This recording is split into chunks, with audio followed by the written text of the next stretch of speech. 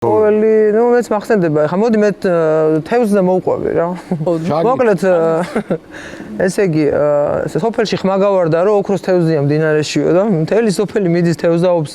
იჭერენ ამ ოქროს თევზს და სრულებს ასრულებინებენ და ერთი დებილი გაუბედურებული კაცია და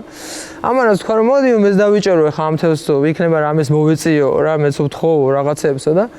წავა დაიჭერს ანკეს მოდებაში არ არის ვაფშე თევზაობის დადგება მდინარესთან და დაიჭერს ამ ოქროს თევზს და ეკითხება შენ ოქროს თევზი ხარო და ხო აბა მითხარი რა შეგისრულოა და აი ეს ხო ხა დებილია და დაავიწყდა სურვილები და მოდი ხა მას მოვატყუებ გაიფიქრა და